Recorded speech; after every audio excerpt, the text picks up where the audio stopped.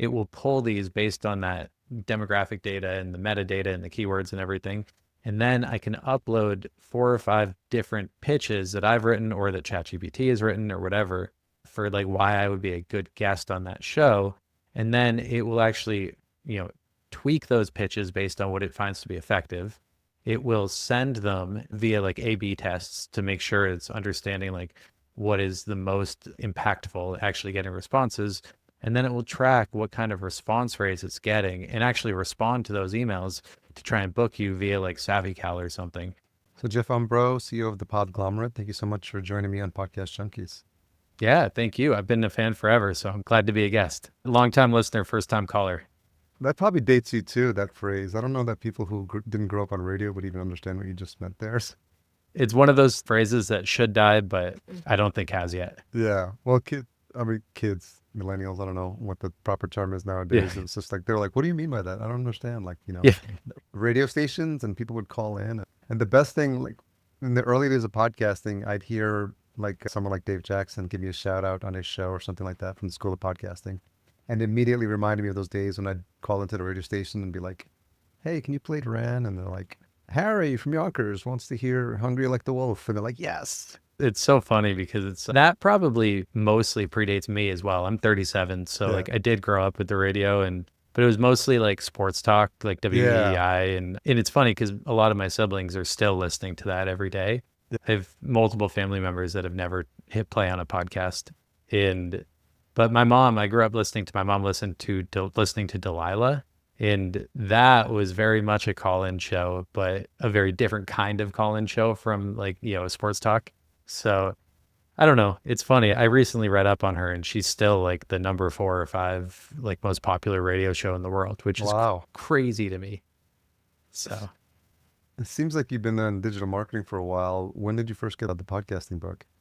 yeah. So I first podcast in 2014. First time I listened to a podcast, I was in high school. I was 16 and a friend of mine gave me a burned CD with like 5 episodes of This American Life on it. Oh, that's funny. So I don't know if that counts as a podcast, but I count it as a podcast.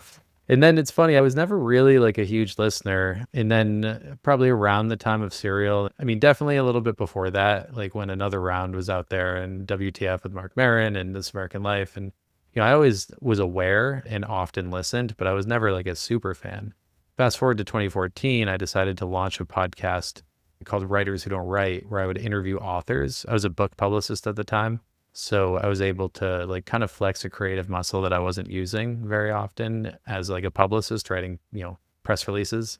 And I fell in love. It became kind of my whole identity and all I wanted to do. And I did it with a friend. So it was a great excuse to just like spend a lot of time with him and with these authors that I admired. And then fast forward, I made it my full-time career in 2016 and never looked back. When you talk about like writing press releases, the thing that comes to mind immediately is this. It's like one of many jobs that I think are like either going to dramatically change or go away in the age of AI, because I think of myself of like tools I'm using on a regular basis, like ChatGPT. I'm even testing out other models for different things. I'm in a Claude Code rabbit hole right now. How did I get here? And it's just like, but it's interesting how quickly you pick up concepts, but there's things that you just took for granted, like show notes and all this, summaries and repurposing into blog posts and writing press releases. And, I'm just curious, I figured we'd get into this at some point, but it's just top of mind for me right now. Like, Sure. what your take is on this AI landscape, now it's affecting this industry and also people who had things as a job that, might not be needed anymore. I have a really boring answer to this question. I view AI as a tool the same way I would view Muckrack or Podchaser or Megaphone as a tool. It allows you to do things easier, hopefully better, and hopefully quicker. But it still requires a lot of like strategic thinking where you need to actually come up with a plan and you have to set goals and you have to actually kind of understand what you're trying to achieve. And I'm not saying that AI is not going to continue to become better and better at what it does. And eventually there's probably going to be some kind of agent that can do all of this while we all sleep. But I can tell you that like of the tools that I've used historically, they all require like a human hand to make them better. if you're writing show notes, like most listeners know if it's written by AI, or at least the savvy ones, and it'll get you like a B plus, but you need a person, in my opinion, to get an A. We use AI in a lot of our editing tools to like speed things up, but it still requires a lot of human direction. There's an AI tool that I'll walk you through that I actually think is a really good illustration of this.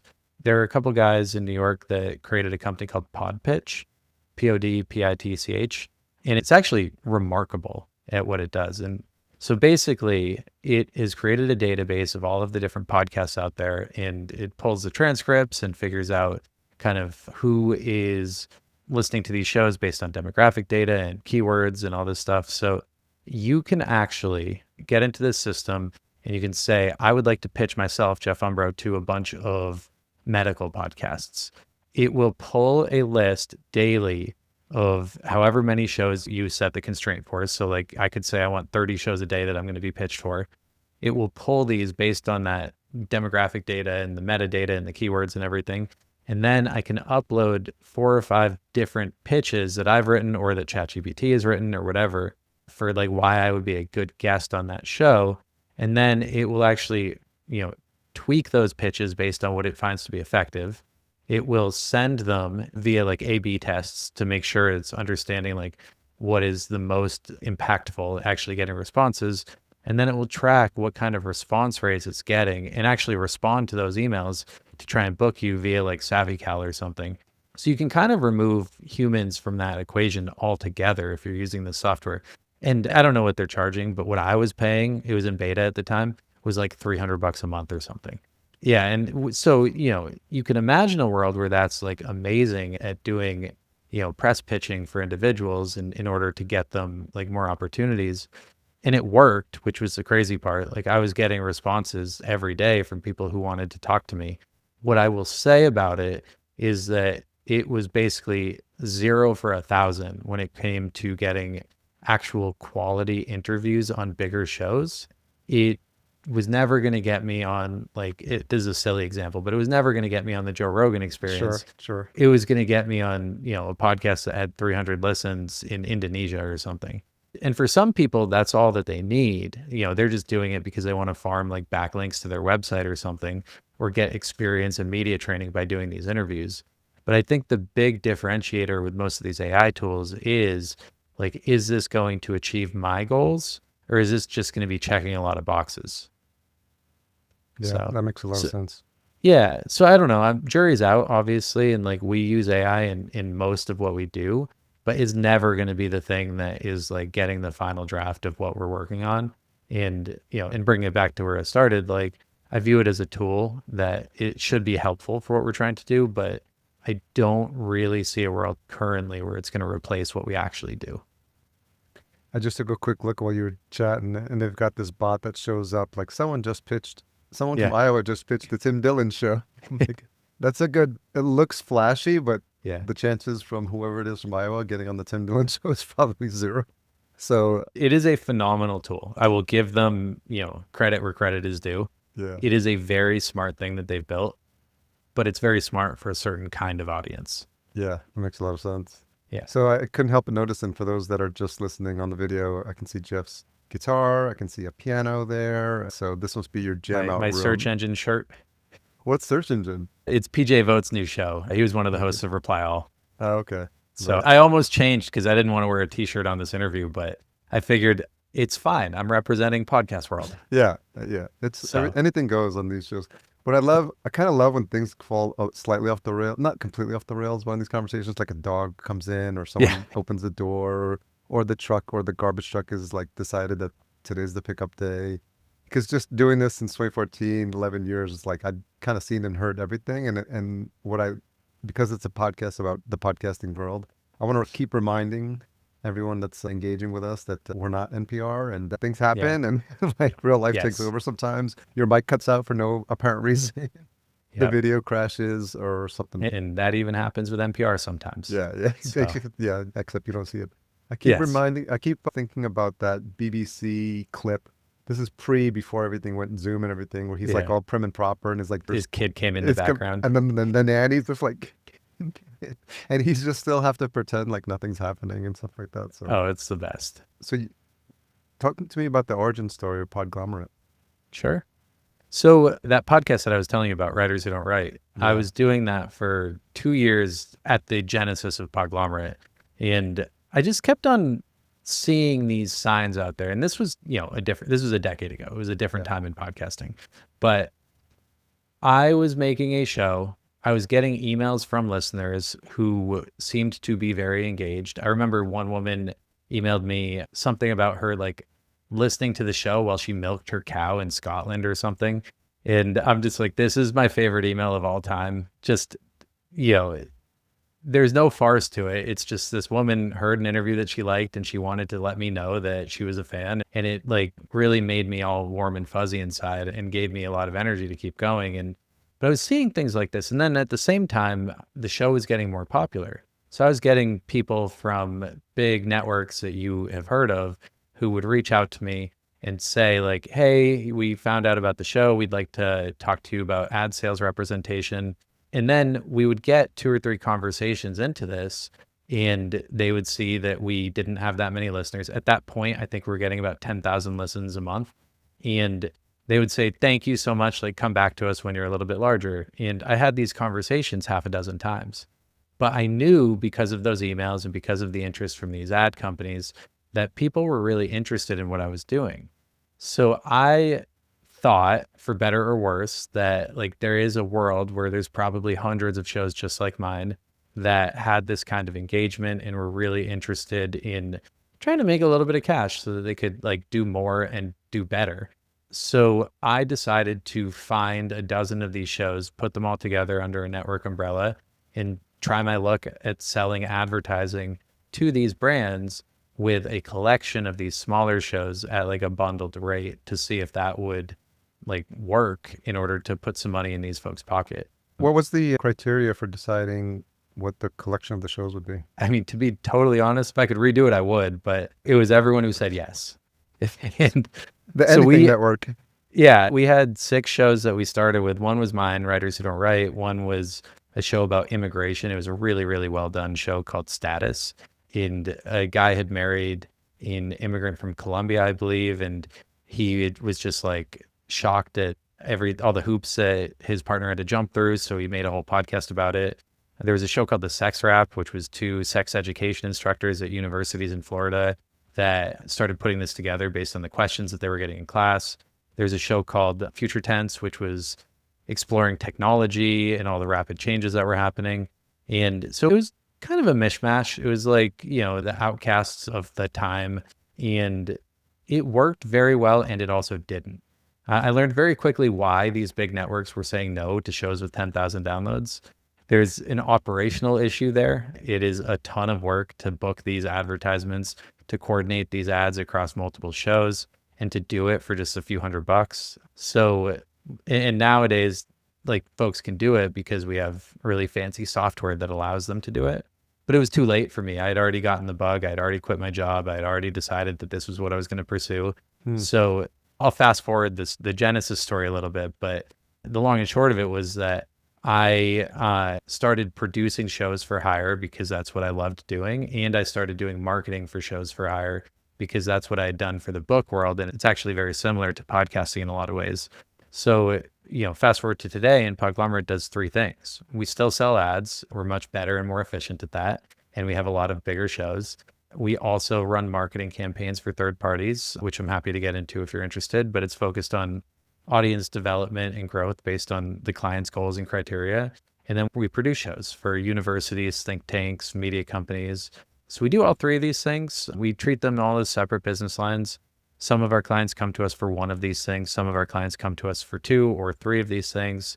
And it's really exciting. We're a team of 9 full-time folks now.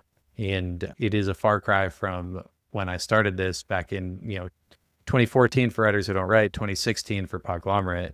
And, I'm really proud of what myself and the rest of the team has built.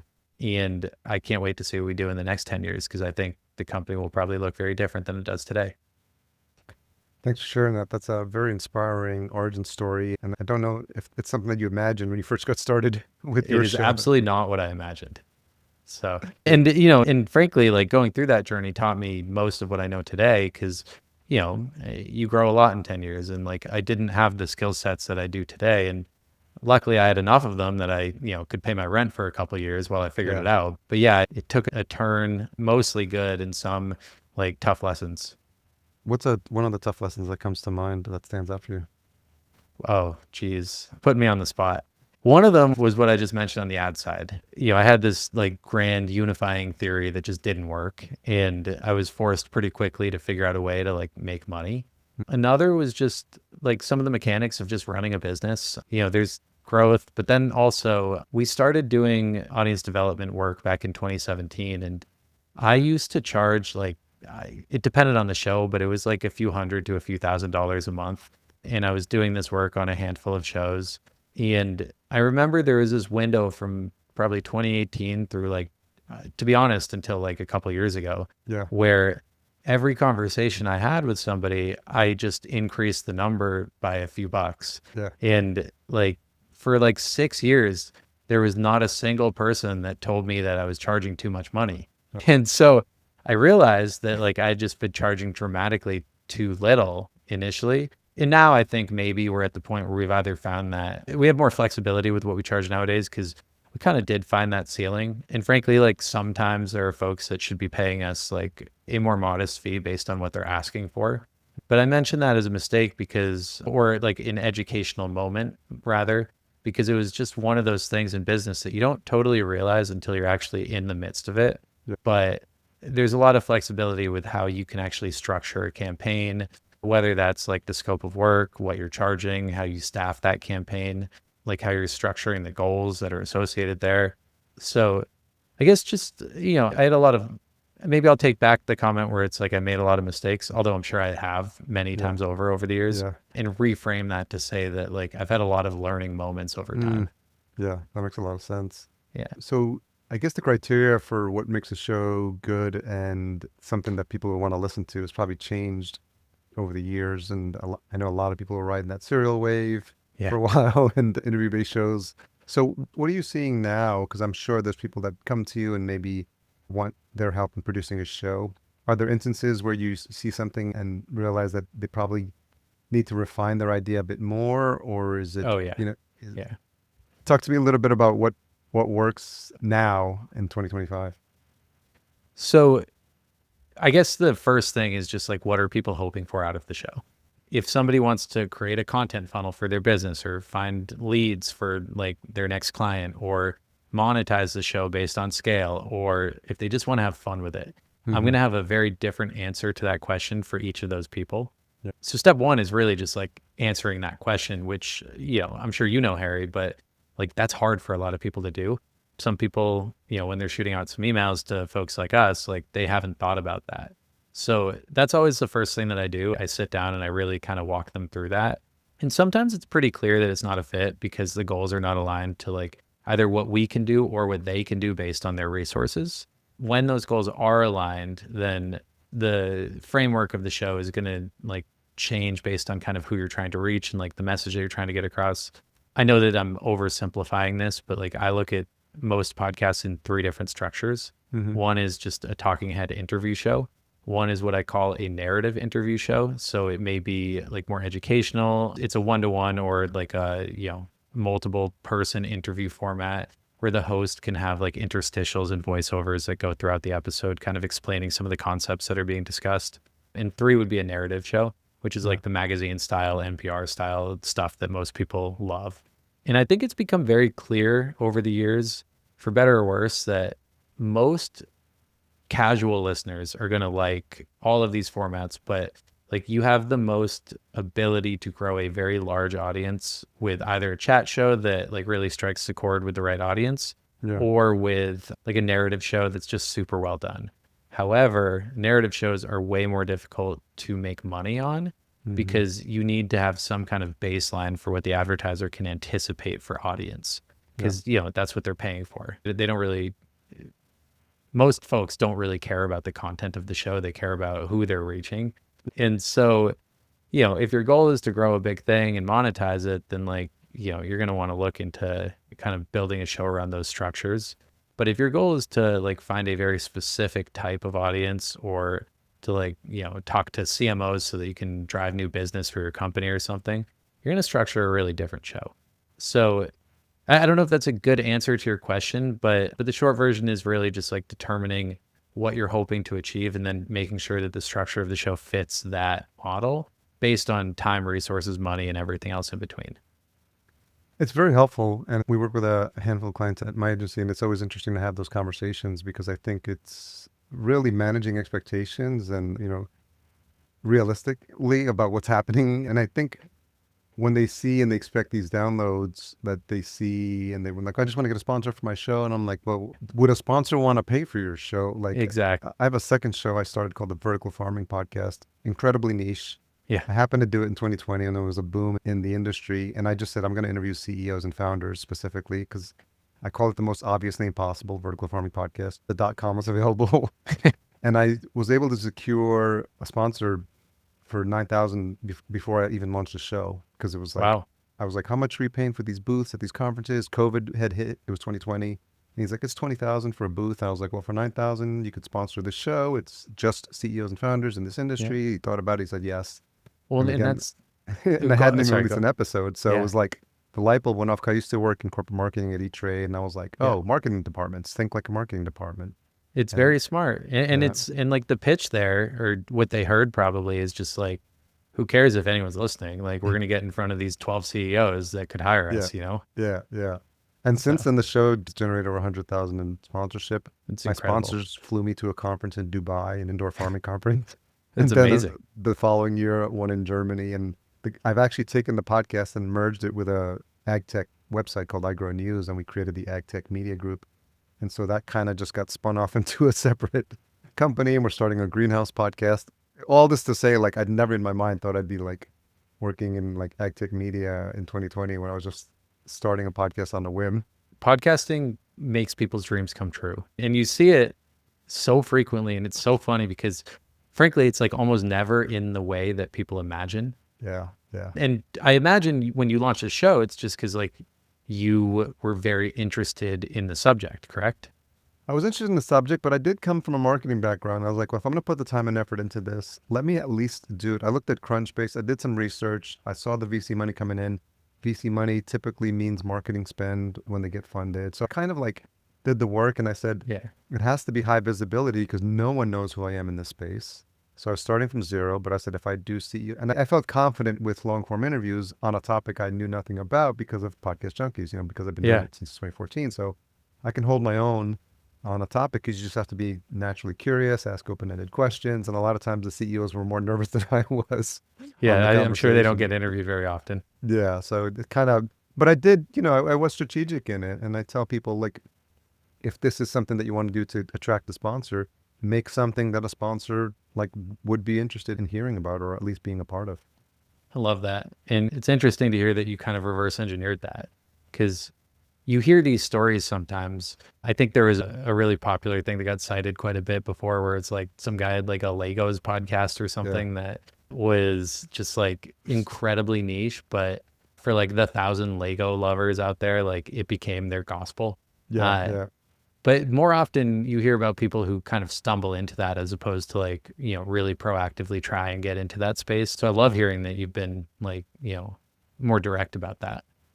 So when someone comes to you and they're looking to establish a show and they're looking for that sponsorship, what do you tell them to manage expectations to say, hey, you'll probably need to get like X thousand. What's the new number now? Is it 10,000? Is it 50,000 just to make that CPM model work?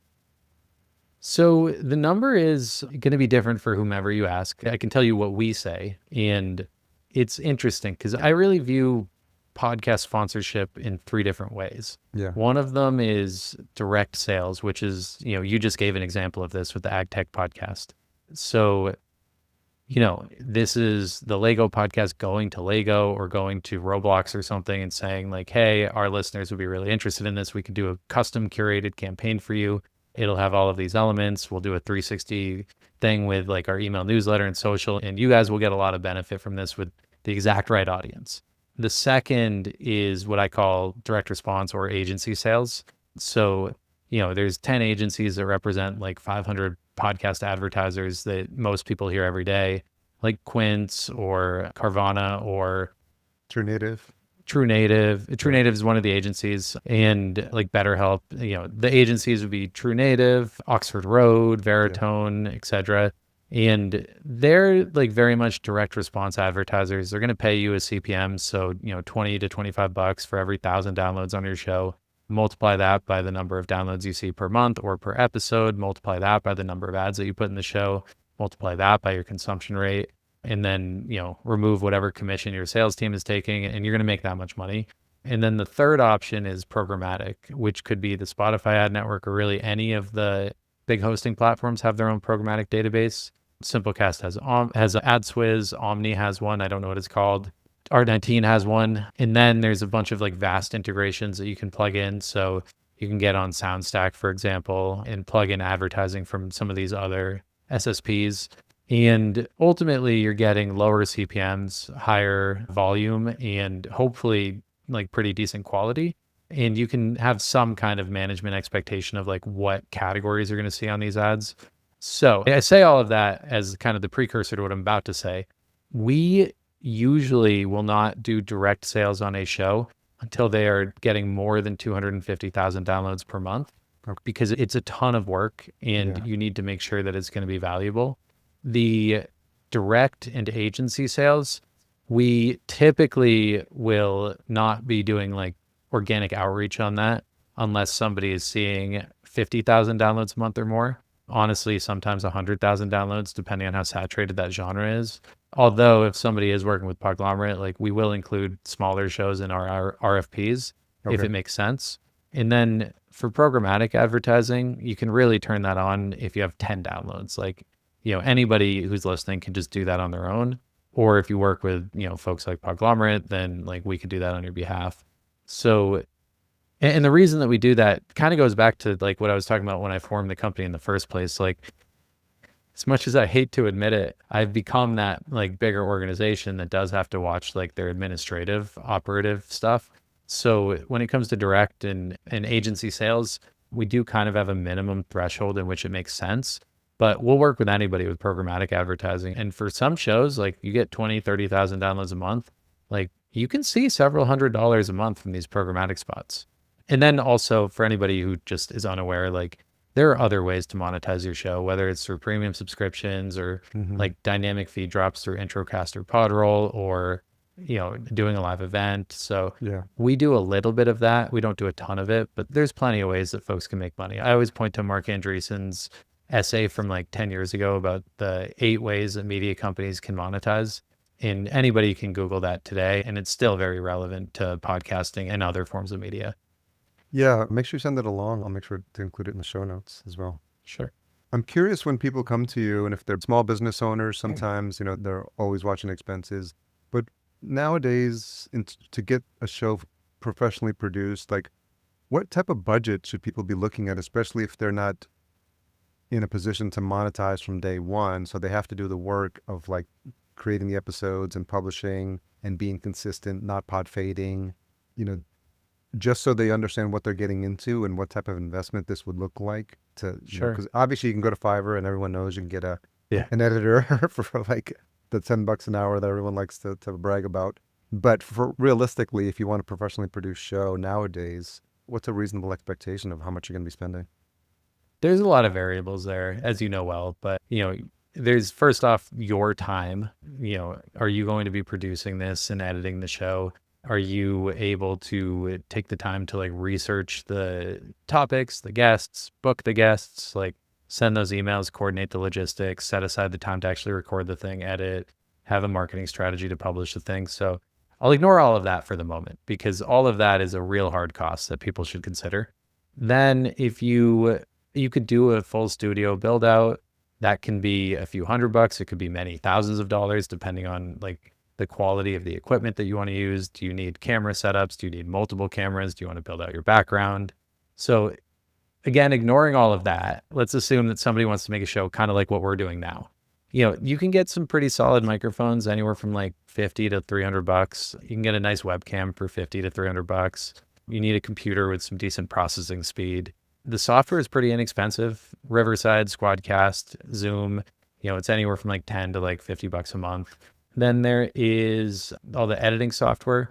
We usually start in Descript and we'll do what we call a paper edit. And that's like really phenomenal. Really anybody can figure that out with half an hour of training. And that can get you like halfway to where you need to be. And then we'll plug that into like Adobe Audition or something, or Pro Tools. And then we do like a formal mix and master, and we add any sound effects or music or whatever we want to do. Sometimes you have to pay for the music and the sound effects. So generally speaking, to do this on the cheap, like your software licenses alone are probably going to cost you,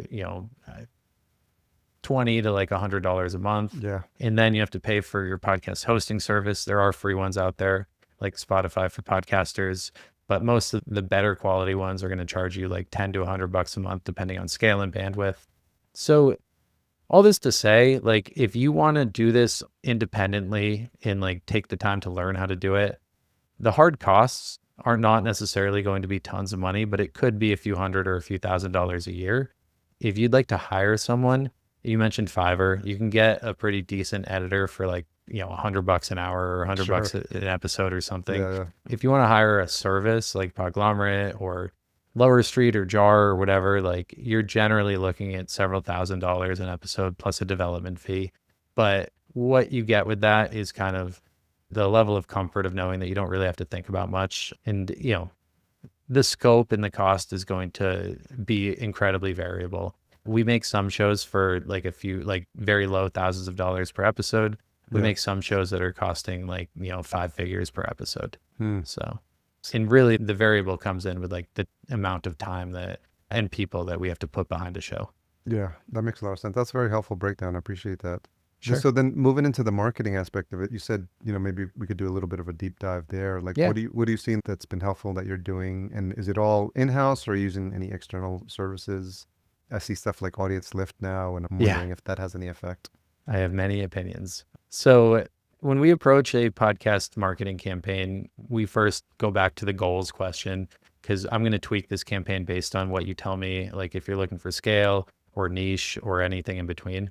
But very broadly speaking, we have a 6-tier approach: publicity, owned marketing, cross-promotion, pitching the podcasting apps, paid acquisition, and data management. There are some tools that are associated with each of these things. I'll walk through all of them, but just know that this is like kind of, if you could do everything, this is what I would do. And it's still probably like not entirely inclusive of like everything you could do. So publicity is the idea of, trying to get media coverage for your show. So we will draft a press kit, which could include a press release, a synopsis document, talking points, et cetera, and we will create what we call a media pipeline.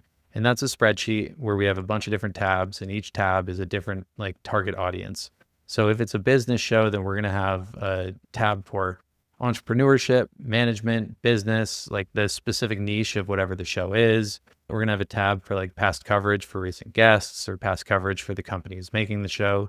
We're going to have a list of different subreddits that we want to target, or Substacks or whatever. And we build out this media pipeline, and that's going to be like the targets of who we're trying to reach.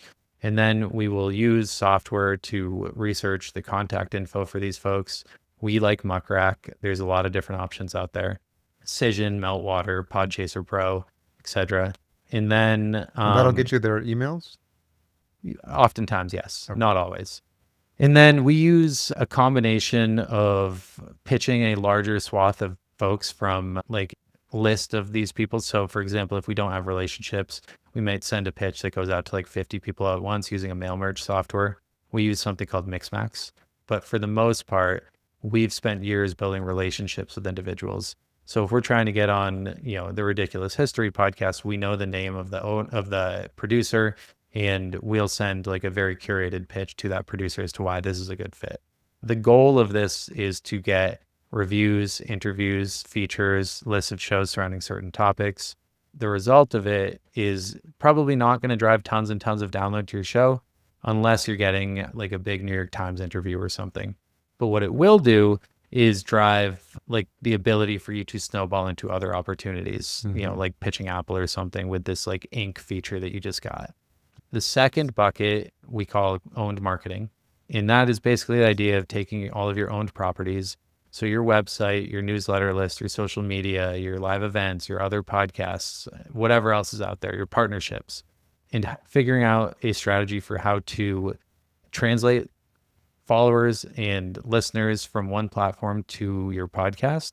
And that could be, just like how to craft an email to tell people that you have a new show out there, or to highlight like a big guest. It could be helping you figure out what kind of social media assets you're going to want to publish, or doing a Reddit AMA or a Quora session. And then the second piece of that is like, how do you track attribution on all of these things? Yeah. So we have a ton of tools that we use: Magellan, Podscribe, Swap FM, Chartable, that allows us to track audio to audio attribution, or audio to web attribution, or like link attribution. So basically like a bit.ly for your podcast. Sure. And we have a whole database of information that will allow us to understand kind of how successful or not our past campaigns have been based on that. And we use that to inform our future campaigns. The third bucket is cross promotions.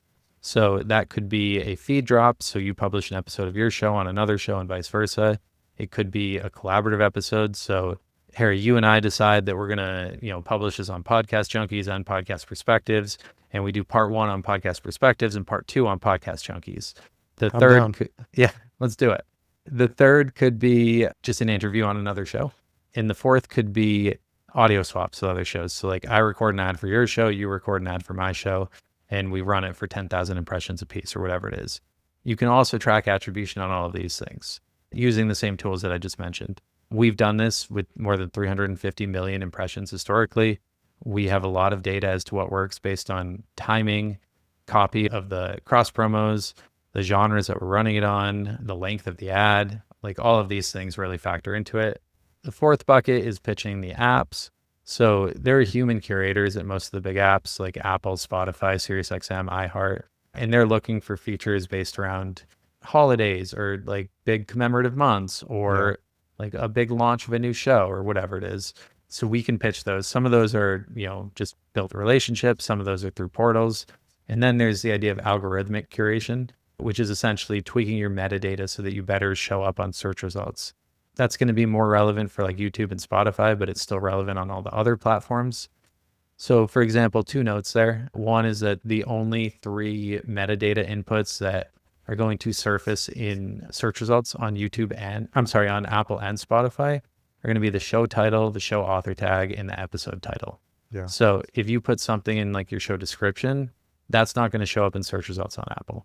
Although they have changed recently and index transcripts. So I actually don't know if that factors into this at this point in time. I did see something that related to visibility, that Instagram was surfacing their descriptions in their posts to Google now. Oh. So someone highlighted how they had essentially put the show notes in the description of an Instagram post, and they showed like how it popped up on Google because it was now being indexed. So I thought that was interesting. I love that. Yeah. That's a great idea. And Yeah. I'll probably try that. And then the second example would just be like on YouTube, packaging is everything. So, if you are going to put the resources into that, like you should pay attention to the title, the description, the thumbnail, the first 60 seconds. How people engage with your show is going to impact how YouTube decides to surface your show to other potential listeners and viewers, and that matters a lot. The fifth bucket is paid acquisition. So how do you spend money in order to get the best conversion rates for your show of new listeners? So in-app discovery sections, audio buys on other shows, social media buys, display ads, email newsletter buys, and then miscellaneous is what I would consider like, audience lift or Mopod or Podroll or whatever. And I'll skip talking about them today because it'll take me a while to really get into all the details. But ultimately with the paid spend campaign, what you're trying to do is get your best cost per acquisition, in this instance being like one net new listener of your podcast. We at Podglomerate are able to typically see between like a $3 and $10 cost per acquisition for new listener, but it totally depends on the quality of the show. I can show you some shows that have like a sub $1 CPA and some shows that have like a $50 CPA. So like take that with a big grain of salt, but like we are constantly trying to optimize those numbers. And then the final bucket is just data management. So we build a dashboard. We have our own bespoke dashboard, and then we also use Bumper's dashboard, which is amazing. And the combo of the two will tell us some information such as total listeners per episode or over time on a show, consumption data per episode, net new versus returning listeners, share of ear per platform, total follower growth on YouTube, Apple, and Spotify. And that information really informs us of 2 things. One is like editorially, should we change the show at all? And an example of that is, if 30% of your audience falls off in the first 60 seconds, like maybe you want to change your intro. And the second thing that we use all this data for is to better understand like how our marketing initiatives are working. Like, are we actually able to drive net new listeners to the show? And if so, like, are we losing them on the second and third episode? Like, do we need to go back and look at the editorial? So in a nutshell, that's what we do at Podglomerate. And the scope can change based on all kinds of different factors, but that's what we try to do for all of our customers and clients. So can someone come to you with an existing show that they need some marketing love on and engage with you with just the marketing? Yeah, realistically, what would they, in terms of budgets, like what sure. Can they start at something small and then work their way up to bigger stuff? So we have like kind of 4 different campaigns that we usually work on. One is what I call a launch campaign. You have a net new show, you're publishing it in September, you want us to help you launch it. 2 is what I call a maintenance campaign. That's a pre-existing show that might need a little TLC. 3 is what we call a network campaign. And basically, like, we get flexible with the payment structure in order to work with a network, so they don't have to lock in on like one individual show. They can consider hiring us for like a larger group of shows. And 4 is consulting, basically. So, the first 3 that I mentioned, the budgets have to be substantial. Like, we do factor in all kinds of different things. Like, if you're a nonprofit, you'll get a discount. If you book us for a year, you'll get a discount. If you hire us for multiple shows, you'll get a discount. But generally speaking, we're charging, anywhere from like $4,000 or $5,000 to $9,000 a month for that work. And we do have a minimum commitment of 4 months because that's what we find like we need to be really effective most of the time. And then when it comes to the like initial campaign consultation item, we're experimenting with that. But generally speaking, we will charge a few $1,000s to kind of like build an audit for somebody, walking them through like a limited version of what we would do on their behalf. And then if they choose to hire us from there, then they'll get a discount for that amount for the execution of the campaign work. So Jeff, thank you for sharing those tips. I really appreciate it. Just have a couple of questions that I like to ask guests as we wrap up. What is something you've changed your mind about recently? Oh man, so much. I'm getting married next week. So congrats. Thank you. So quite a bit in that regard. Podcast related, I don't know that it's necessarily true that I've like changed my mind about it, but I have been embracing video as like a medium much more than historically. Like, we actually have video kind of in the DNA of Podglomerate. Like, half of our production team came from the video world, which has been really convenient in the last few years. And it's always been a little bit of a means to an end, and it's great because, like, I mean, to be blunt, like, we can charge clients more to do it. But I've always been a little dubious of like its ability to like retain and attract new audiences. But lately, I am seeing a lot more examples of this actually being like kind of a hypercharge system in order to like grow net new audience, because it exists on platforms that it didn't historically, and thus finds new audiences that an RSS feed would not have historically found.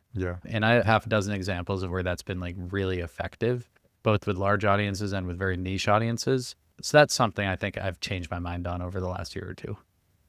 A lot of folks who are in that space provide guidance on making sure you're hooking people in the beginning. And with YouTube, you do get that and those analytics of like how quickly do people drop off. So as you're doing these shows, are you conscious of like structuring in a way where you've got like a very powerful, like 60-second lead in, like a hook, what would traditionally be a cold open on the audio side, but something similar on video?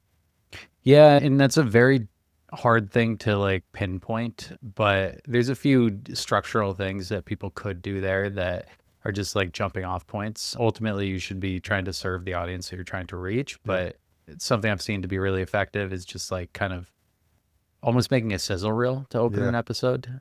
Pull 2 or 3 of the best questions from the interview, make those the first thing that people hear, maybe before like a cold open. Adding motion graphics and B-roll like is always really effective, kind of professionalizing the production a little bit. But yeah, ultimately, like with YouTube especially, and this applies to a smaller degree on social video clips, it's really important to really package it properly. So that's title, description, captions, thumbnails, first 60 seconds. So those are the things that we really pay attention to. What's a good duration for a sizzle reel to open out an episode? It's going to totally depend on the show, but 10 to 20 seconds.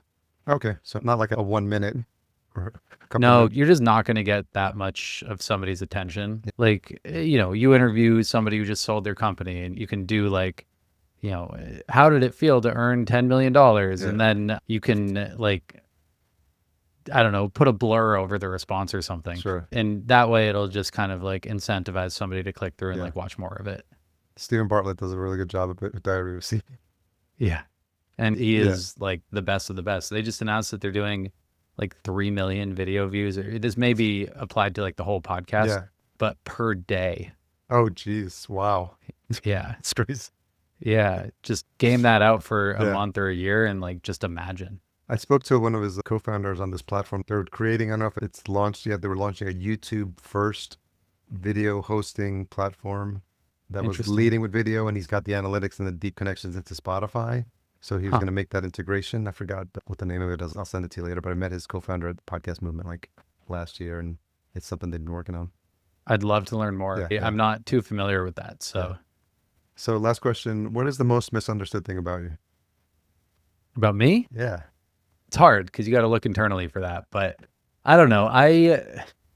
My vantage point of this is like a lot of people I speak to think that I've started this like big, massive company and like am doing amazing and love life and like whatever. And all of that is true from one vantage point. Like, we have 9 full-time employees. Like this is something I started literally in my parents' basement. Yeah. And like, I'm very proud of everything that I've done. And like, and yes, there's some money there, but I'm not like, getting rich off of this or anything. But the thing that is probably missing from what a lot of folks see externally is just like, it is a lot of hard work. I can't tell you how many 80-hour weeks I've done. I'm like constantly just like, trying to make everything connect and work. And oftentimes that's not like exciting, like celebrity interviews. It's, sending emails and organizing a calendar and building spreadsheets and just thinking through things. So I don't know. I guess all that to say, like, genuinely love what I do and can't imagine doing anything else and hope I do it for a long time to come. But it's not always as glamorous as people initially anticipate, Yeah. Yeah. So. I get the picture of the duck on the pond. Everything Yeah. kind of looks calm up there, but underneath, those feet are paddling pretty fierce. Yeah. It's, I mentioned I'm getting married. I'm going on my longest vacation ever from Podglomerate, and I am terrified. Like, and I know it'll be great. I have an amazing team that is like more than equipped to handle everything. Sure. And it'll be good for me to like watch that. But yeah, it's, this is my baby and it's really hard to like, pull away even for just a week or two. Yeah, I could totally relate to that. Well, thanks for making some time to come on. And we had to do the second take for those that are paying attention. Might have a different shirt than when we started this conversation. But that's the nature of podcasting. And I think I alluded to it when we started this. Like anything and everything can happen that can happen will. And this was a perfect example of that. Where's the best place for folks to connect with you and learn more about Podglomerate? First of all, thank you for having me. This was a lot of fun. Folks can check out podglomerate.com. If you head to podglomerate.com/media, you can see a bunch of blogs and resources that we have for, blooming podcasters, as well as case studies for some of the stuff that we've done. And if you want to connect with me, you can either email listen@thepodglomerate.com or you can check me out, Jeff Umbro, on LinkedIn. I'm pretty active over there. Okay. Well, I'm sure all those links are in the show notes as well. Thanks again, Jeff. I really appreciate it. You got it. Thank you.